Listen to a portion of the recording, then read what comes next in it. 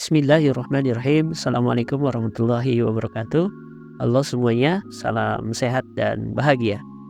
Selamat datang kembali di kanal kami. Pada kesempatan kali ini kami hadir dengan video yang bertajuk Menyebarkan Pemahaman Merdeka Belajar. Mari kita bersama-sama memperluas wawasan dan menggali lebih dalam tentang pentingnya merdeka dalam belajar. Ini kaitannya dengan aksi nyata, topik Merdeka Belajar, menyebarkan pemahaman Merdeka Belajar. Adapun topik Merdeka Belajar ada 3, yaitu pemahaman, gagasan, dan prinsip pendidikan berdasarkan pemikiran Ki Hajar Dewantara. Yang kedua, pemahaman untuk memfasilitasi murid agar tumbuh sesuai dengan kodratnya. Yang ketiga, penerapan pembelajaran yang memerdekakan murid. Menjelajahi topik pemahaman, gagasan, dan prinsip pendidikan yang diilhami oleh pemikiran besar Ki Hajar Dewantara ini sangat berperan dalam membangun generasi penerus bangsa yang berkualitas. Adapun modul Merdeka Belajar ada mengenali dan memahami diri sebagai pendidik, mendidik dan mengajar, mendampingi murid dengan utuh dan menyeluruh, mendidik dan melatih kecerdasan budi pekerti, bagaimana pendidik yang mengantarkan keselamatan dan kebahagiaan. Seorang pendidik dapat melangkah menuju pemahaman diri yang mendalam dan menyeluruh, dan bagaimana kita menemukan langkah-langkah praktis, tips, atau strategi untuk mengenal potensi diri, menghadapi tantangan, serta memahami peran penting kepribadian dan sikap dalam dunia pendidikan. Untuk meraih perkembangan pribadi dan profesionalnya sebagai pendidik yang bisa menjadi inspiratif dan berpengaruh, mari kita mengenali dan memahami diri sebagai pendidik. Mengenali dan memahami diri sebagai pendidik adalah mengenali kekuatan dan kelemahan diri itu sangat penting dan langkah penting untuk meningkatkan kualitas dalam pembelajaran yang bisa memberikan dampak positif bagi peserta didik. Bagaimana kita sebagai pendidik mampu mengenali kekuatan dan kelemahan diri sendiri. Yang bisa kita lakukan adalah refleksi diri. Luangkan waktu untuk merenung dan merenungkan kinerja kita sebagai pendidik. Tinjau bagaimana kita mengelola kelas, memberikan materi dan berinteraksi dengan siswa. Catat hal-hal yang menjadi kekuatan dan kelemahan selama proses pembelajaran. Bagaimana lagi untuk mengenali kekuatan dan kelemahan diri? Kita menerima umpan balik. Jadilah terbuka terhadap umpan balik dari rekan kerja, siswa, atau atasan. Pertimbangkan kritik dengan bijak atau masukan sebagai sarana untuk memperbaiki diri. Umpan balik dari orang lain dapat memberikan wawasan berharga tentang kelebihan dan kekurangannya kita sebagai pendidik. Lalu kita juga mengidentifikasi keahlian, kenali keahlian dan kemampuan kita dalam mengajar dan mendidik, dan kita pertimbangkan bidang-bidang tertentu di mana kita merasa paling pede dan berbakat. Fokuskan pada bidang ini dalam implementasi kurikulum merdeka, misalnya dalam hal media, misalnya pengembangan media dan desain, salah satu contohnya. Selanjutnya, apa yang bisa kita lakukan sebagai pendidik ketika kita mengenali kekuatan dan kelemahan diri sendiri dalam implementasi kurikulum merdeka? Yang pertama, kita konsultasi dan kolaborasi. Jangan ragu untuk berkonsultasi dengan rekan pendidik atau ahli pendidikan lainnya. Kolaborasi dengan sesama pendidik dapat membantu kita mengenali kelemahan dan menemukan cara-cara untuk mengatasi tantangan dalam mengimplementasikan kurikulum merdeka.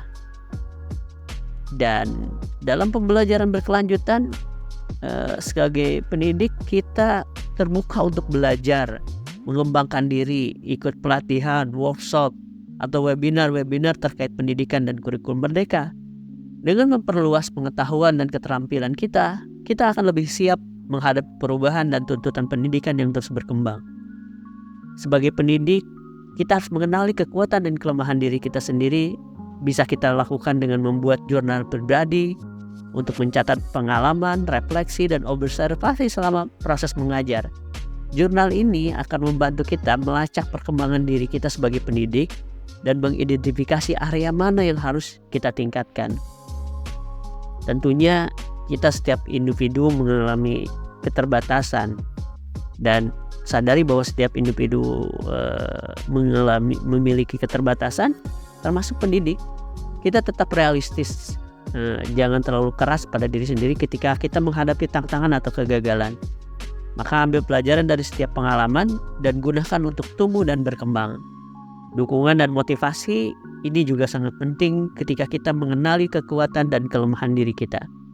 Ya, dari lingkungan sekitar, kita ikut komunitas pendidik, ikuti diskusi, atau cari sumber inspirasi dari rekan-rekan yang memiliki pengalaman serupa. Dukungan sosial dapat memberikan semangat dan dorongan dalam mengatasi kendala dalam mengenali potensi diri. Nah, rekan guru yang dirahmati Allah, dengan mengenali kekuatan dan kelemahan diri sebagai pendidik, kita dapat mengembangkan strategi efektif dalam mengimplementasikan kurikulum Merdeka dan memberikan pengalaman belajar yang bermakna bagi siswa, dan selalu tetap terbuka terhadap perbaikan dan komitmen untuk menjadi pendidik yang lebih baik setiap harinya. Dan manusia merdeka adalah manusia yang bersandar pada kekuatan diri sendiri, baik secara lahir maupun batin. Juga guru memiliki peran yang sangat penting dalam perkembangan peserta didik sesuai dengan perkembangan zamannya. Selanjutnya, sebagai pendidik, kita harus mampu mengenali karakteristik peserta didik. Ini memegang peranan penting juga dalam implementasi kurikulum Merdeka untuk kita dalam menyusun pendekatan pembelajaran yang lebih efektif dan responsif terhadap kehidupan individu. Nah, apa yang bisa kita lakukan sebagai pendidik ketika kita ingin mampu mengenali karakteristik peserta didik? Ini yang pertama yang bisa kita lakukan adalah observasi aktif. Amati secara aktif perilaku, sikap, minat peserta didik selama proses pembelajaran. Catat interaksi sosial, pola belajar, serta tingkatan keterlibatan dalam kelas. Observasi yang baik dapat memberikan wawasan tentang karakteristik unik setiap siswa. Ini yang dapat kita lakukan sebagai pendidik ketika kita ingin mengenali karakteristik peserta didik. Lalu komunikasi terbuka. Jalilah komunikasi terbuka dengan peserta didik. Dengarkan dengan cermat aspirasinya, kekhawatirannya, tujuan mereka terkait pembelajaran.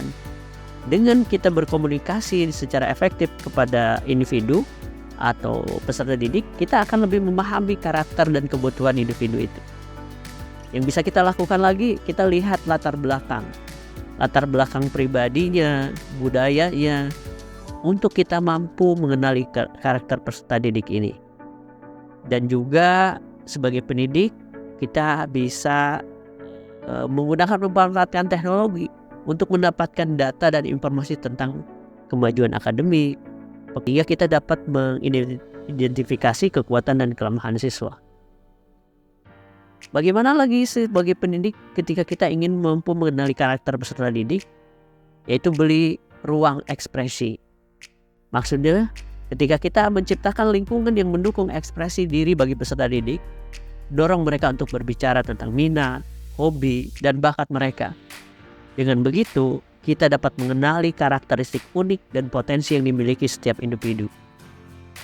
Pendidikan itu menuntun segala kekuatan kodrat yang ada pada anak-anak agar mereka dapat mencapai keselamatan dan kebahagiaan yang setinggi-tingginya. Apa maksud dari kebahagiaan yang setinggi-tingginya? Dan kurikulum Merdeka mengacu pada tujuan pendidikan yang mencakup perkembangan holistik siswa. Dalam konteks ini, kebahagiaan tidak hanya diartikan sebagai kegembiraan atau kesenangan sesaat, tetapi mencakup kebahagiaan secara menyeluruh yang berhubungan dengan kesejahteraan kualitas hidup. Dalam kurikulum Merdeka, pendidikan diarahkan untuk membantu siswa mencapai potensi penuh mereka dalam setiap aspek kehidupannya. Jadi tidak hanya berfokus kepada prestasi akademik semata. Didik mengembangkan kualitas kehidupan mereka secara keseluruhan.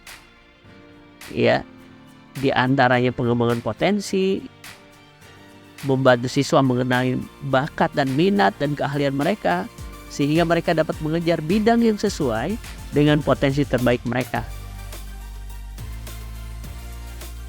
Yang dimaksud dengan pengembangan kurikulum Merdeka untuk mencapai keselamatan dan kebahagiaan yang setinggi-tingginya adalah pembelajaran bermakna. Yang dimaksud dengan ini adalah menyediakan pengalaman belajar yang relevan dengan dunia nyata, yang kesehariannya dan bermanfaat bagi siswa, sehingga mereka merasa termotivasi dan terinspirasi untuk belajar karena mereka bersemangat untuk mengaplikasikannya di kehidupan sehari-hari, relevan dengan kehidupannya. Dan apa peran kita sebagai guru yang bisa kita lakukan? Bahwa anak-anak hidup tumbuh sesuai dengan kodratnya sendiri. Pendidik hanya dapat merawat dan menuntun tumbuhnya kodrat itu. Apa saja yang bisa kita lakukan? Sebagai seorang guru, yang bisa kita lakukan atau peran kita dalam membantu anak-anak peserta didik hidup dan tumbuh sesuai dengan kodratnya dalam konteks kurikulum merdeka, ada peran-peran kunci yang bisa kita lakukan. Pertama, menciptakan lingkungan inklusif.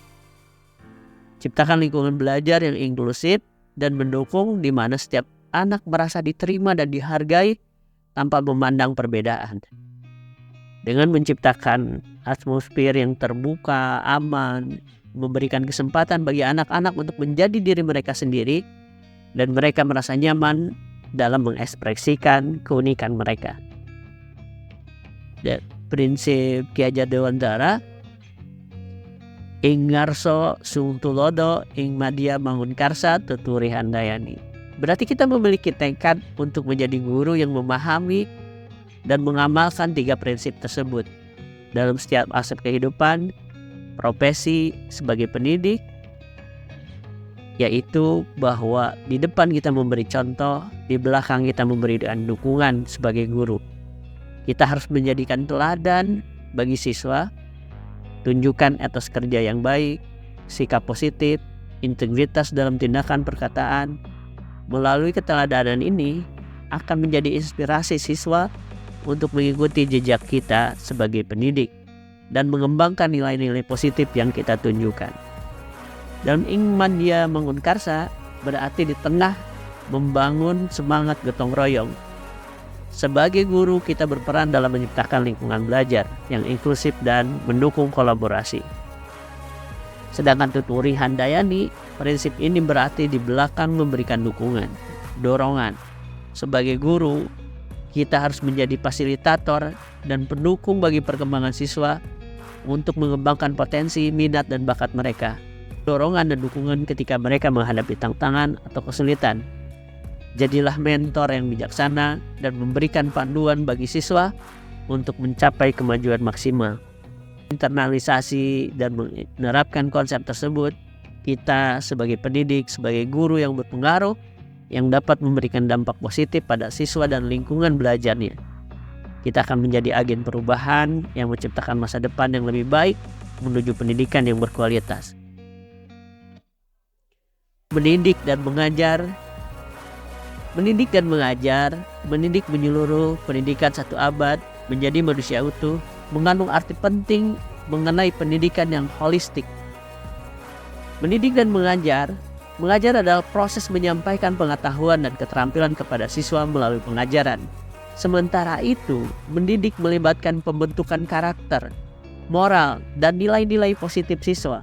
Jadi kedua aspek ini harus berjalan sama-sama agar pendidikan menjadi lebih menyeluruh. Pengajaran adalah satu cara menyampaikan ilmu yang bermanfaat bagi hidup anak-anak secara lahir maupun batin. Dan adalah tempat menaburkan benih-benih kebudayaan yang hidup dalam masyarakat sekaligus sebagai instrumen tumbuhnya unsur peradaban. Bagaimana mendidik adalah menuntun segala kodrat yang ada pada murid agar mereka dapat mencapai keselamatan dan kebahagiaan.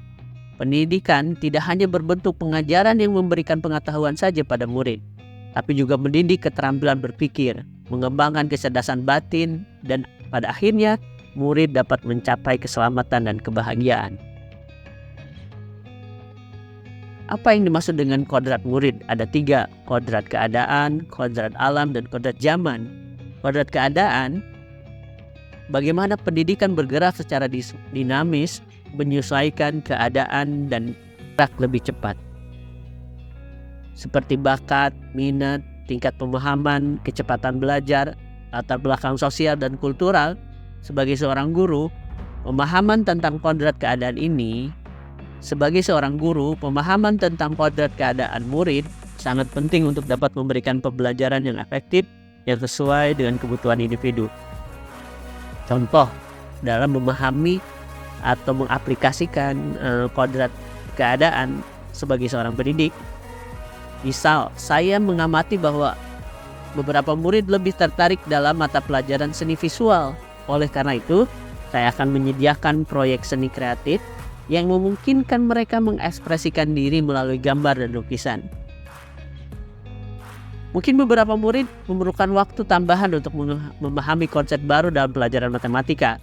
Oleh karena itu, saya akan memberikan waktu tambahan bagi mereka untuk memperdalam pemahaman sebelum melanjutkan ke materi berikutnya. Jadi bagaimana pendidik bisa melihat karakter murid dengan keadaan yang berbeda-beda, ya. Atau ada karena murid yang berasal dari latar belakang budaya yang beragam, yang akan menghadirkan cerita-cerita dan contoh sebagai budaya yang berbeda, sehingga mereka dapat lebih mudah mengidentifikasi diri mereka dalam pembelajarannya. Yang kedua, kodrat alam.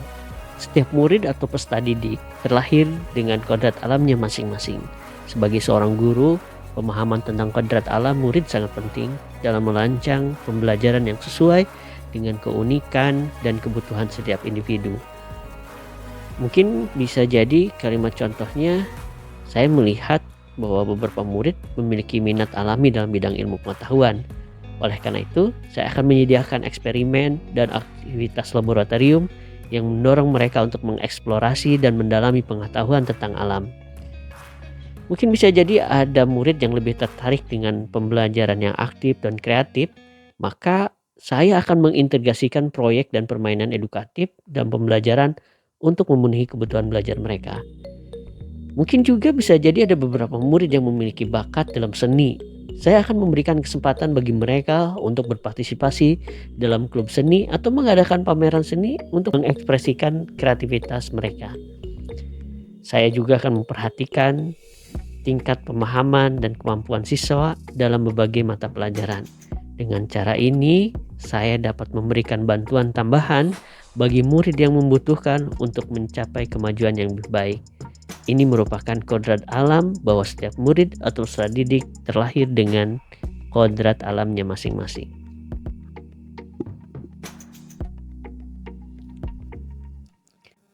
Lalu yang ketiga adalah kodrat zaman. Guru sebagai pengajar perlu menyesuaikan dengan perkembangan zaman. Bagaimana melihat perkembangan teknologi yang sangat pesat di era digital ini? Kita harus mengintegrasikan penggunaan teknologi informasi dan komunikasi dalam pembelajaran agar siswa lebih terampil dan siap menghadapi tantangan masa depan. Kodrat zaman ini sangat menuntut adanya kemampuan berpikir kritis dan kreatif. Oleh karena itu, kita sebagai pengajar mendorong siswa untuk berpartisipasi dalam diskusi terbuka dan berpikir out of the box dalam memecahkan masalah.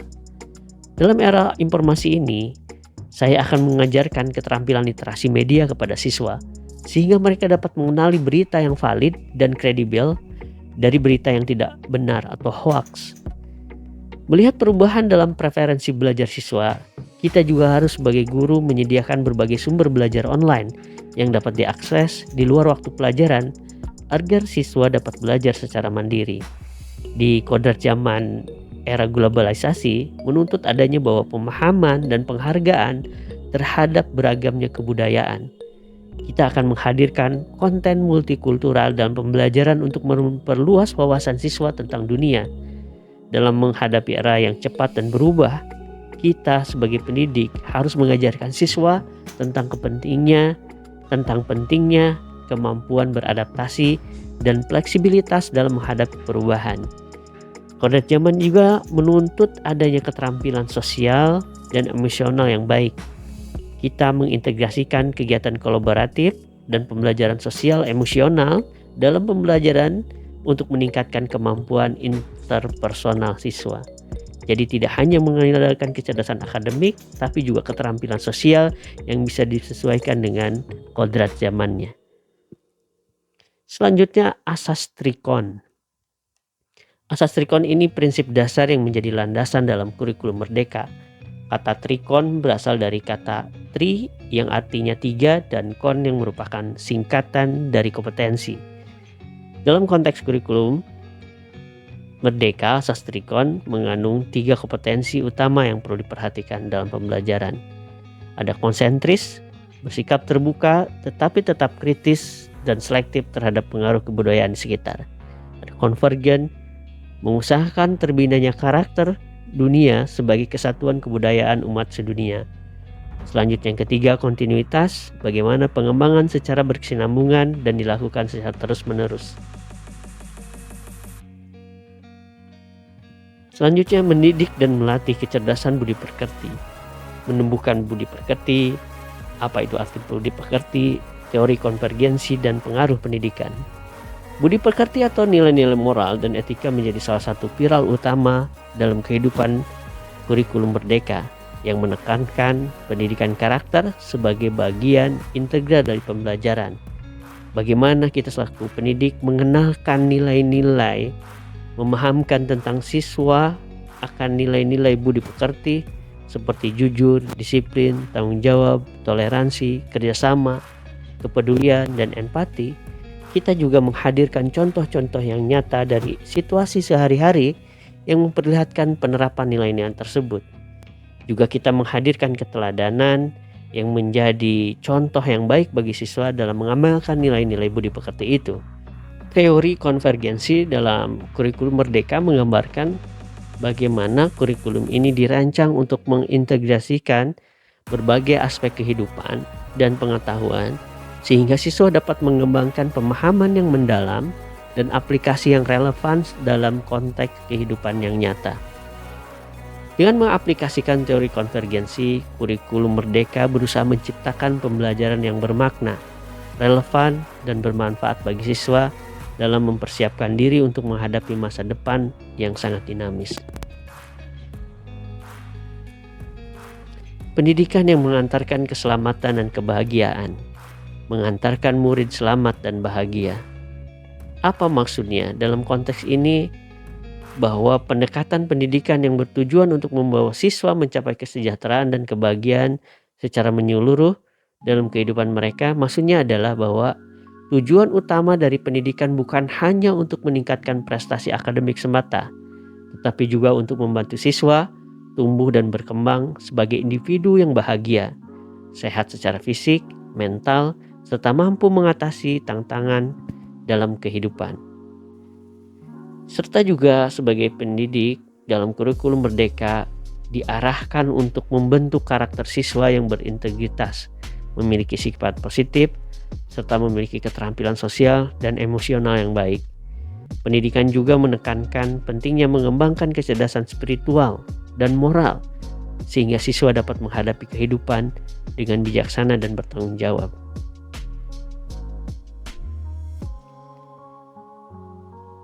Menciptakan lingkungan pembelajaran terbaik bagi murid. Menciptakan lingkungan pembelajaran terbaik bagi murid dalam kurikulum merdeka berarti menciptakan suasana belajar yang positif, inklusif, dan menarik untuk memfasilitasi perkembangan optimal setiap murid. Hal ini mencakup bahwa penyediaan sarana dan prasarana, metode pengajaran yang inovatif, serta pendekatan pedagogis yang mendukung keberagaman dan potensi siswa. Bagaimana peran keluarga, sekolah, dan masyarakat?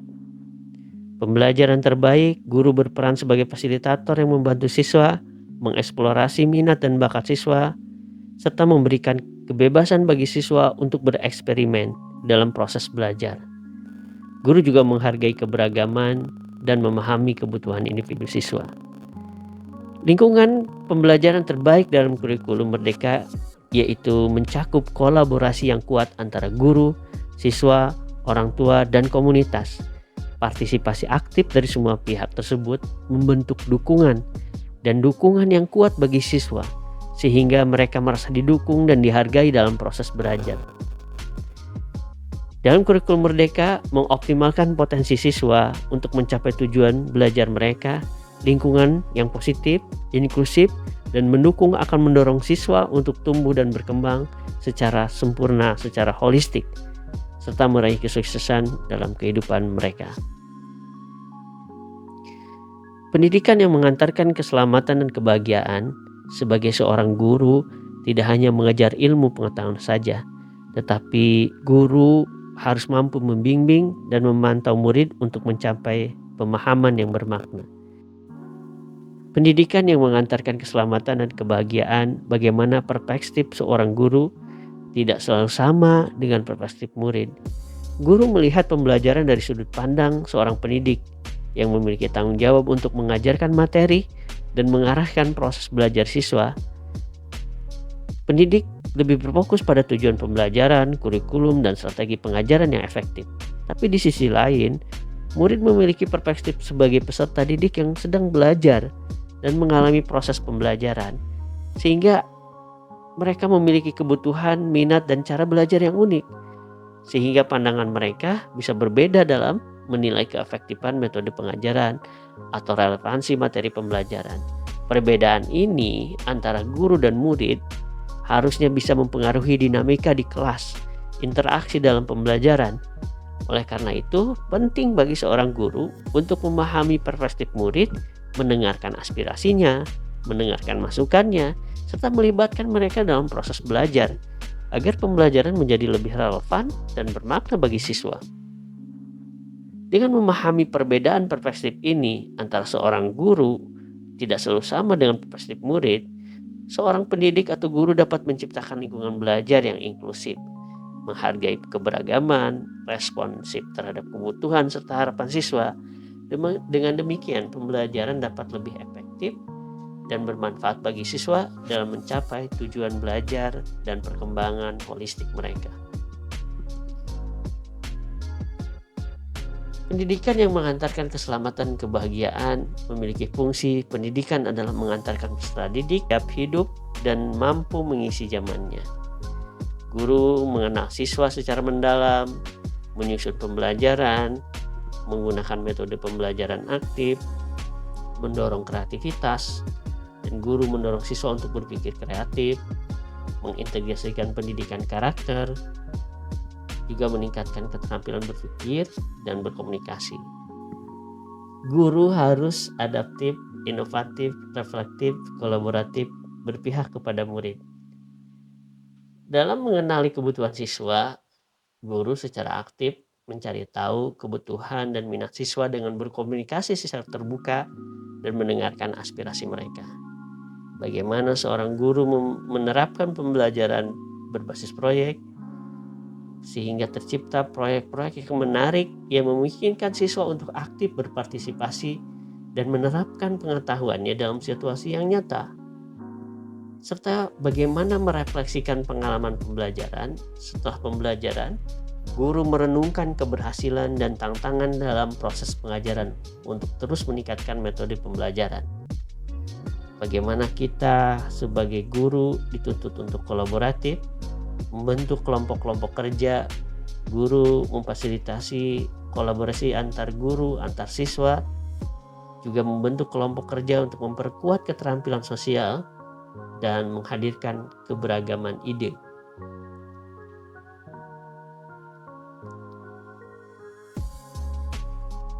Eksplorasi, penemuan, dan perubahan.